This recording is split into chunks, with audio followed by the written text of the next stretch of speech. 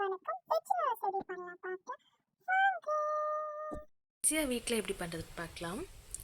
அதுக்கு தேவையான பொருட்கள் 4 முட்டை, சோயா சாஸ், டொமேட்டோ சாஸ், ஒரு பெரிய பாத்திரத்தில் தண்ணி கொதிக்க வச்சுக்கோங்க. நூடுல்ஸ் ஒட்டாமல் வரதுக்கோசரம் உப்பையும் எண்ணெயும் அதில் ஆட் பண்ணிக்கோங்க. மல்லித்தூள், மிளகாத்தூள், மிளகுத்தூள், கரம் மசாலா. கொதிச்சதுக்கப்புறம் நூடுல்ஸை போட்டு நல்லா வேக வச்சு எடுத்துக்கோங்க. இது ஆஃப் பாயில் வேக வச்சு எடுத்துக்கணும். அதுக்கடையில் ஒரு கடாயில் தேவையான அளவுக்கு எண்ணெயை ஊற்றி பெரிய வெங்காயத்தை நீளமாக கட் பண்ணி போட்டு நல்லா வதக்கி எடுத்துக்கோங்க. இதுக்கப்புறம் அதில் நிறைய காய்கறி ஆட் பண்ண போகிறோம், உங்களுக்கு தேவையானது. நான் இதில் கேரட், பீன்ஸ், கேப்சிகம், கேபேஜ் இதெல்லாமே ஆட் பண்ணியிருக்கேன். இது எல்லாமே கொஞ்சம் ஆஃப் பாயிலாக வதங்கணும். வீட்லேயே பண்ணி கொடுத்தனா குழந்தைங்கள்லேருந்து பெரியவங்க வரைக்கும் விரும்பி சாப்பிடுவாங்க. இதில் என்ன பெனிஃபிட்ஸ் இருக்குன்னா, நம்ம வீட்டில் காயில் நூடுல்ஸ் போட்டு சாப்பிடுவோம், ஆனால் ஷாப்பில் நூடுல்ஸில் காய் போட்டு தருவாங்க. அவ்வளோதான் டிஃப்ரென்ஸ். ஸோ அதனால தான் நான் நிறைய காய்கறி போட்டிருக்கேன். காய்கறி சாப்பிடாத பசங்க கூட இந்த மாதிரி பண்ணி கொடுத்தா நிறைய வெஜிடபிள்ஸ்லாம் சாப்பிடுவாங்க. கொஞ்சம் மஞ்சள்தூள், மிளகுத்தூள், மிளகாய்த்தூள், கரம் மசாலா. இது கூடவே தக்காளி சாஸையும் சோயா சாஸையும் ஆட் பண்ணிக்கோங்க.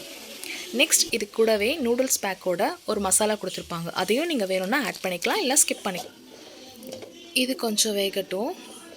அதுக்கு இடையில் இது ஓரமாக தள்ளி வச்சுட்டு ஒரு கடாயில் சூடானதும் எண்ணெய் ஊற்றிட்டு உங்களுக்கு தேவையான முட்டையை உடச்சி அதில் ஊற்றிக்கோங்க. நான் 4 முட்டை இதில் ஆட் பண்ணியிருக்கேன். இந்த முட்டையை நல்லா பெப்பர், சால்ட் கொஞ்சம் போட்டு நல்லா பொரிச்சு எடுத்துக்க போகிறோம். ஏன்னா அப்போ தான் அதில் ஆட் பண்ணும்போது டேஸ்ட்டாகவும் இருக்கும், நல்லாயிருக்கும். ஸோ அதனால் இதை பொரிச்சு எடுத்துக்க போகிறேன். முட்டை ஆட் பண்ணுறதுக்கு காரணமே இதனோட டேஸ்ட்டு இன்னும் இன்க்ரீஸ் பண்ணுறதுக்கும், பார்க்குறதுக்கு கொஞ்சம் கலர்ஃபுல்லாக இருக்கும், குழந்தைங்க விரும்பி சாப்பிடுவாங்கன்றதுக்கோசரம் முட்டை சாப்பிடாதவங்க கூட இப்படி பண்ணி கொடுத்தா சாப்பிடுவாங்க. ஏன்னா வெஜிடபிள்ஸோடு மிக்ஸ் ஆகிருக்கும் போது அந்தளவுக்கு தெரியாது. ஸோ அதனால தான் பண்ணும். இது கைவிடாமல் இப்படி கிண்ணா மட்டும்தான் அது பொரிச்சு பொரியாக வரும். இல்லைன்னா அப்படியே நமக்கு ஆம்லேட் மாதிரி செட் ஆகிடும். ஸோ இப்படி கிண்டி விட்டுட்டு அதில் பெப்பர் சால்ட்லாம் போட்டுட்டு கைவிடாமல் நல்லா பரப்பரன்னு கிண்டி விட்டிங்கன்னா நமக்கு ஈஸியான சூப்பரான முட்டை பொரியல் மாதிரி ரெடி ஆகிடும்.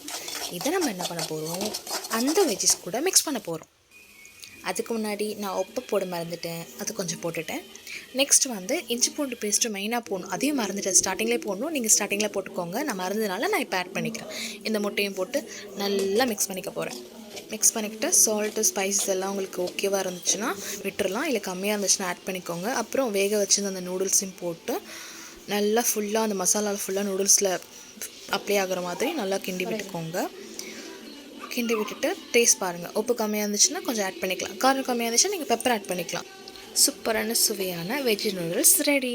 உங்களுக்கு பிடிச்சிருந்தா ட்ரை பண்ணி பாருங்கள். மறக்காமல் சேனலை சப்ஸ்கிரைப் பண்ணுங்கள், லைக் பண்ணுங்கள், கமெண்ட் பண்ணுங்கள், உங்கள் ஃப்ரெண்ட்ஸ்க்கும் ஷேர் பண்ணுங்கள். தேங்க்ஸ் ஃபார் வாட்சிங். பாய்.